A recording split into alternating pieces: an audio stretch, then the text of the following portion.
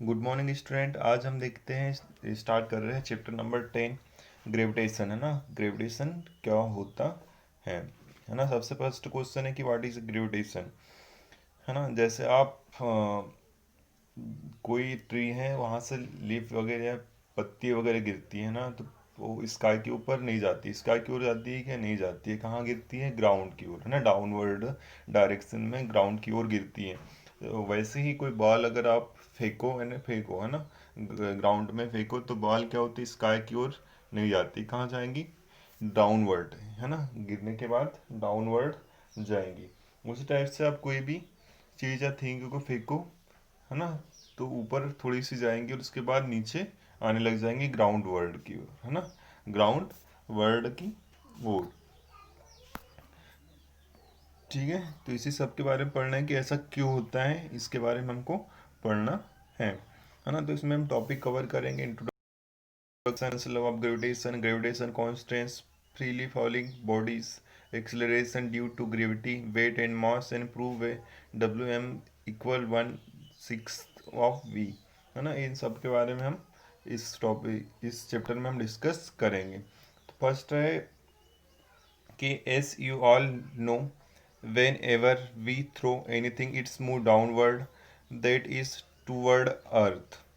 है ना, कि जितनी भी चीज़ें हैं, जैसे ने जो लीफ, पेड़ों से पत्ते हैं, है ना, ट्री से लीफ है या बॉल है, अगर, है ना, तो हम इसको नीचे फेंकते हैं, ऐसा फेंकते हैं, मूव करते हैं, तो कहाँ आती है? नीचे की ओर, डाउनवर्ड। है ना, अर्थ की ओर। और पत्ते भी क्या होते हैं? स्काई की ओर नहीं जाते हैं। कहाँ जाते हैं? अर्थ की ओर मूव करते हैं। अर्थ की ओर मूव करते हैं ना पत्ते भी। है ना, तो ये किसकी वजह से होता है? एक फोर्स की वजह से होता है ना। एक फोर्स होता है अर्थ के अंदर। वो फोर्स क्या करता है?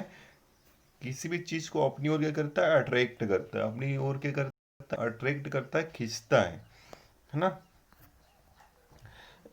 Like if the fruit or leaf of plant repels, its move down, not toward the sky or in any other direction। है ना, क्या होता है? फ्रूट और लीफ जो होते हैं प्लांट से, रिपल्स इट्स मूव। रिपल्स और क्या होते हैं? मूव्स होते हैं। मूव यानी मूव होते हैं, जैसे टूटते हैं। तो डाउन, डाउन नॉट टूवर्ड्स, तो डाउन होते हैं ना कि टूवर्ड्स होते हैं। टूवर्ड्स मतलब ऊपर की ओर नहीं जाते हैं। कहाँ होते हैं? नीचे की ओर जाते हैं। टूवर्ड्स द स्काई यानी स्काई की ओर बिल्कुल भी नहीं जाते। ऊपर की स्काई की ओर नहीं जाते हैं। कहाँ जाते हैं? नीचे जाते हैं। मुंह होते कहाँ पे? नीचे की ओर। है ना, और ना ही कोई अदर डायरेक्शन में जाते हैं। This is all due to gravity. है ना, और ये किसकी वजह से होता है? ग्रेविटी की वजह से होता है। किसकी वजह से होता है? ग्रेविटी की वजह से इस टाइप की प्रॉब्लम होती है कि कोई भी चीज़ ऊपर जाने की बजाय कहाँ आती है? नीचे आती है। किसकी वजह से? ग्रेविटी की वजह से।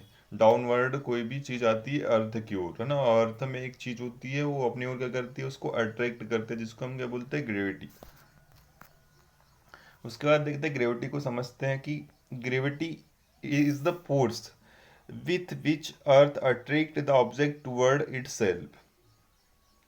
यानी ग्रेविटी क्या होता है? एक फोर्स होता है ना। ग्रेविटी क्या होता है? एक फोर्स होता है जिसमें अर्थ क्या करती है? अपनी ओर किसी भी ऑब्जेक्ट को क्या करती है? अट्रैक्ट करती है।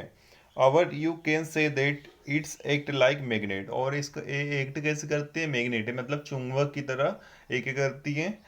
एक्ट करती है मैग्नेट की तरफ। मैग्नेट खींचता है ना, आयरन से बनी जितनी भी थिंग्स रहती है उसको क्या करता है? ऑब्जेक्ट रहते हैं आयरन से बनने वाले, उसको अपनी ओर क्या करता है? अट्रैक्ट करता है। उस टाइप से ग्रेविटी भी क्या करती है?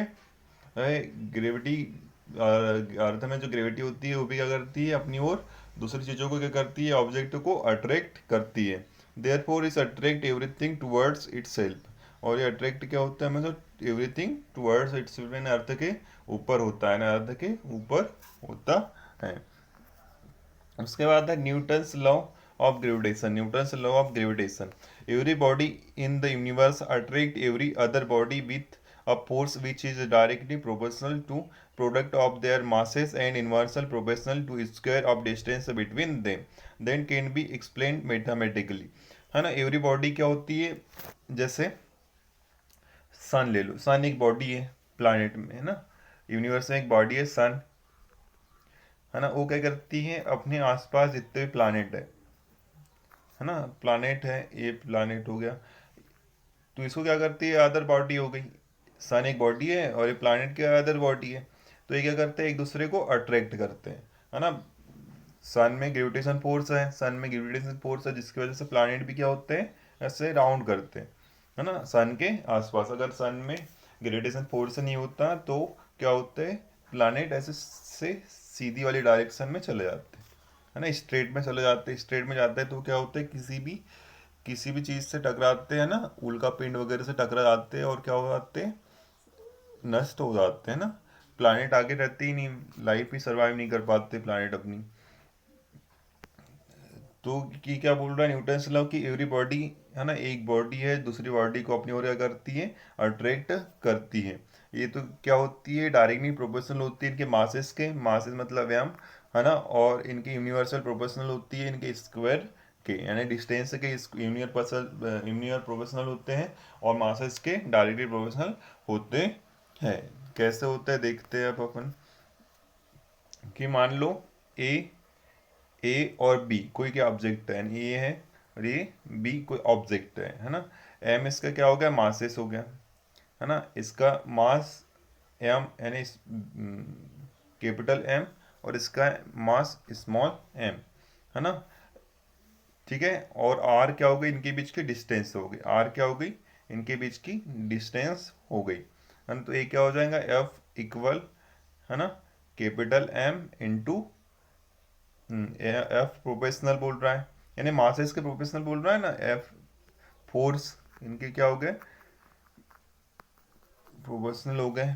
और डिस्टेंस क्या बोल रहा है, यूनिवर्सल प्रोपोर्शनल, बट डिस्टेंस क्या बोल रहा है, यूनिवर्सल प्रोपोर्शनल बोल रहा है। तो ये डिस्टेंस की कर दो भाई यूनिवर्सल प्रोपोर्शनल। डिस्टेंस आर है ना, इनकी डिस्टेंस क्या है दोनों प्लैनेट के बीच की, ये वाली आर, है ना।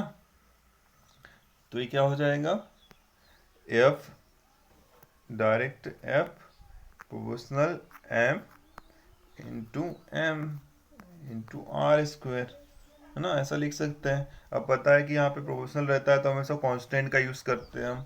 तो इसके लिए कांस्टेंट कौन सा ले लो, एफ इक्वल, हाँ अब क्या करेंगे, एफ को अपन इक्वल कर देंगे और एक कांस्टेंट लेंगे जी, है ना, जी लेंगे और इसको कैसे लिखेंगे, M capital small m into R square, R square, ठीक है।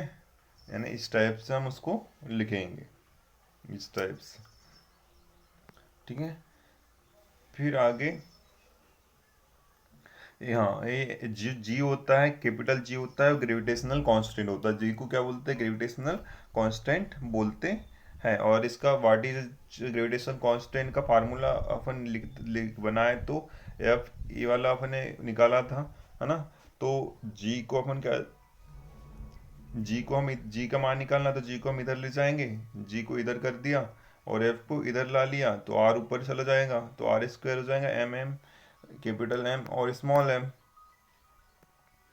है ना। तो उसके बाद क्या होगा कि फोर्स का एसआई यूनिट होता है न्यूटन, और आर, आर मतलब डिस्टेंस, आर डिस्टेंस का मतलब होता है दूरी, है ना, दूरी का की एसआई यूनिट होती है मीटर, और मासेस की एसआई यूनिट होती है किलोग्राम, है ना, मासेस क्या होती है, किलोग्राम, है ना। तो इस टाइप से हम लिख सकेंगे उसको, newton metre square kilogram kilogram. तो इसका क्या हो जाएगा, जी का वैल्यू क्या, जी का यूनिट क्या हो जाएगी, न्यूटन मीटर स्क्वायर के जी इन -2, के जी -2, इसकी जी की क्या होगी, यूनिट्स हो गई, है ना। और जी का मान हमेशा